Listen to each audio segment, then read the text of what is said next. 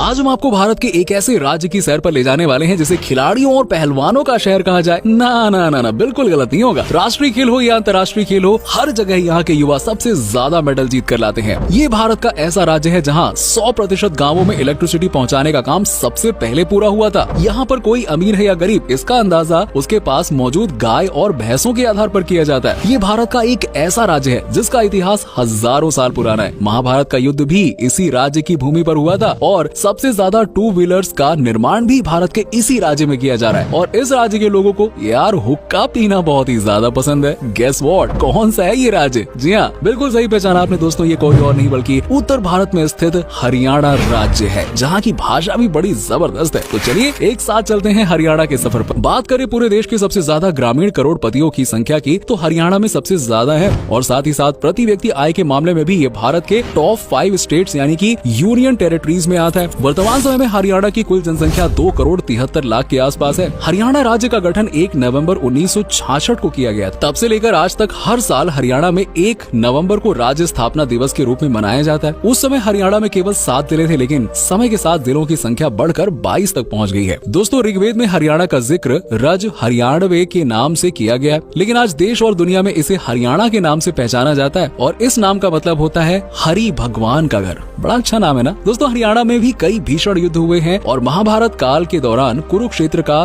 युद्ध भी हरियाणा में ही हुआ था, जिसमें कौरव और पांडवों की सेना आमने सामने थी। इसे धर्म और अधर्म के सबसे बड़े युद्ध के तौर पर जाना जाता है। इतिहास की किताबों में आपने पानीपत के 3 युद्धों के बारे में तो पढ़ा ही होगा। भाई मार्ट साहब बहुत पूछते थे, बताओ कौन सा युद्ध कब लड़ा गया। चलिए हम बता देते हैं आपको, आज एक बार रिवाइज करवा देते हैं। दोस्तों, सबसे पहला पानीपत का युद्ध 1526 में हुआ था। इसके बाद सन 1556 में और सन 1761 में भी पानीपत का युद्ध इसी धरती पर हुआ था। दोस्तों, हरियाणा की बोली भारत में सबसे अलग मानी जाती है। यहाँ के लोगों की बोली थोड़ी सी खड़ी होती है, मतलब अखड़ टाइप की आप समझ लो, जिसमें ब्रज भाषा का भी आभास देखा जा सकता है। ठेठ हरियाणवी भाषा तो भाई मतलब क्या बोलूं, बात ही अलग होती है। इनके बोलने के लहजे के कारण कई बार तो भैया बातों बातों में लड़ाई हो जाती है, लट्ठ चल जाते हैं। हालांकि हरियाणा की ऑफिशियल लैंग्वेज हिंदी है और साथ में पंजाबी को राज्य की दूसरी ऑफिशियल लैंग्वेज का दर्जा प्राप्त है। हरियाणा की गिनती भारत के सबसे अमीर और समृद्ध राज्यों में की जाती है। इस राज्य की जीडीपी करीबन 120 बिलियन डॉलर्स तक पहुंच गई है। पर कैपिटा इनकम के मामले में हरियाणा हमेशा से ही अव्वल राज्यों और केंद्र शासित प्रदेशों में शुमार रहा है। हरियाणा के लोगों की सालाना प्रति व्यक्ति आय 3 लाख रुपए के करीब है। हरियाणा के गाँव में रहने वाले लोग भी काफी अमीर माने जाते हैं। और भारत के सबसे ज्यादा ग्रामीण करोड़पतियों की संख्या कहाँ है? अरे भाई इसी राज्य में देखने को मिलेगी। और हरियाणा का गुरुग्राम शहर भारत के सबसे तेजी से विकसित होने वाले शहरों में से एक है और हरियाणा की कमाई का सबसे बड़ा हिस्सा आज गुरुग्राम से ही प्राप्त हो रहा है। इसे मिलेनियम सिटी, कॉर्पोरेट वर्ल्ड और IT capital of north India जैसे नामों से भी जाना जाता है। हरियाणा का लिटरेसी रेट 75.55% है, जो कि भारत के औसत लिटरेसी रेट से थोड़ा सा कम नजर आता है, लेकिन इसमें धीरे धीरे सुधार लाने का प्रयास किया जा रहा है। असल में हरियाणा के युवा पढ़ाई लिखाई से ज्यादा खेल कूद की तरफ ज्यादा ध्यान देते हैं और हरियाणा ने भारत को एक से बढ़कर एक खिलाड़ी दिए हैं। भाई लिस्ट गिनाने बैठूंगा ना तो वीडियो खत्म नहीं होगा, लिस्ट चलती जाएगी। दोस्तों, साल 2010 में दिल्ली में हुए कॉमनवेल्थ गेम्स में भारत को मिले कुल पदकों में से 40% पदक तो भैया हरियाणा के खिलाड़ियों ने ही जीते थे। टोक्यो ओलंपिक्स में भारत को स्वर्ण पदक दिलाने वाले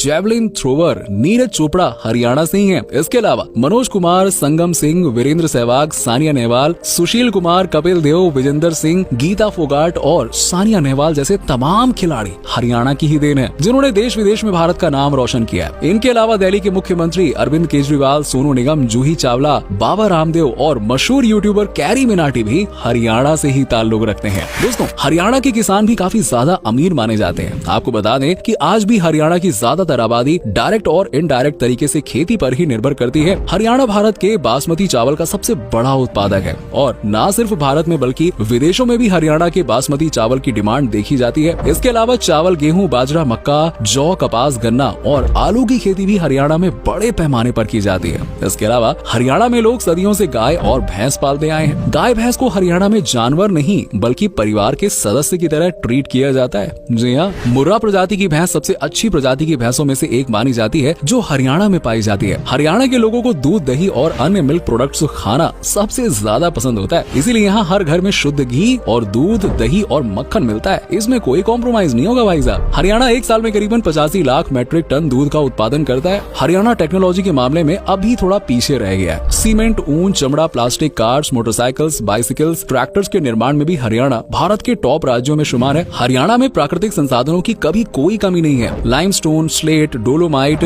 ग्रेफाइट और क्वार्ट्ज जैसे खनिज यहाँ बहुत अच्छी मात्रा में पाए जाते हैं। वहीं हरियाणा भारत का पहला राज्य बना था जहाँ प्रत्येक गाँवों में बिजली की सुविधा पहुँचाई गई थी। हरियाणा की छोरियां भी काफी खूबसूरत मानी जाती हैं। जी हाँ, ये न सिर्फ खूबसूरत होती हैं बल्कि शारीरिक रूप से मजबूत भी होती है। आज हरियाणा की छोरियां हर मामले में लड़कों को टक्कर दे रही हैं, या फिर कहें कि लड़कों को पीछे छोड़ के आगे निकल रही हैं। अरे यार, आपने वो दंगल फिल्म का डायलॉग नहीं सुना? अरे हमारी छोरी छोरों से कम है के?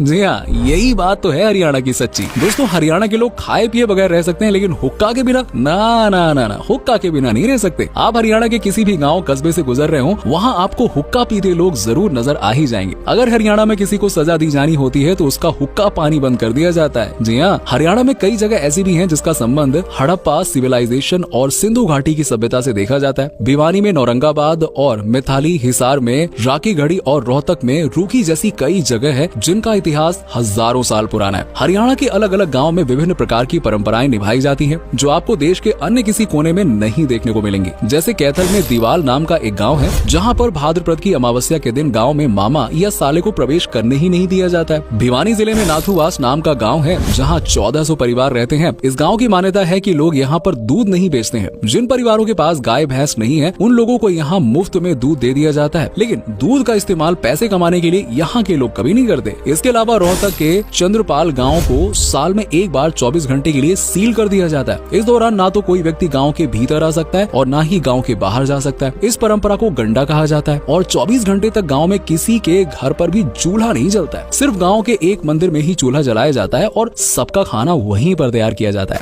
हरियाणा का खाना भी काफी स्वादिष्ट होता है। यहाँ के लोगों की सुबह की शुरुआत चाय और लस्सी के साथ होती है। हरियाणा की प्रमुख डिशेज में सिंगरी की सब्जी, हरा धनिया चोलिया, कढ़ी पोखरा, मालपुआ, मीठे चावल, बाजरे की खिचड़ी, मीठी गाजर और अलसी की पिन्नी आदि शामिल है। हरियाणा अपने लोक नृत्यों के कारण भी काफी प्रसिद्ध है। रासलीला, फाग डांस, ढाफ, धमाल, खोरिया हरियाणा के प्रमुख लोक नृत्यों में से एक है। इनके अलावा हरियाणा के फरीदाबाद में हर साल 1 से 15 फरवरी तक सूरज कुंड मेला का आयोजन किया जाता है, जिसमें देश विदेश से लोग अपना सामान बेचने के लिए आते हैं और लाखों की संख्या में सैलानी इस मेले में शिरकत करते हैं। पिंजौर में हर साल एक मैंगो फेस्टिवल का आयोजन किया जाता है, जिसमें आमों की सैकड़ों प्रकार की वेराइटीज का आप स्वाद चख सकते हैं। इसके अलावा दिसंबर के महीने में पिंजौर हेरिटेज फेस्टिवल का भी आयोजन किया जाता है। अम्बाला में गोपाल मंचून फेयर धूमधाम से मनाया जाता है। इसके अलावा महाभारत फेस्टिवल, लोहड़ी और बैसाखी जैसे त्योहार तो भाई यहाँ क्या ही कहना है यार, बहुत धूमधाम से मनाए जाते हैं। दोस्तों, हरियाणा घूमने के लिए भी बहुत ही शानदार जगह है और हरियाणा की सरकार अपने यहाँ टूरिज्म सेक्टर को बहुत ही मजबूत करने की दिशा में लगातार काम कर रही है। चलिए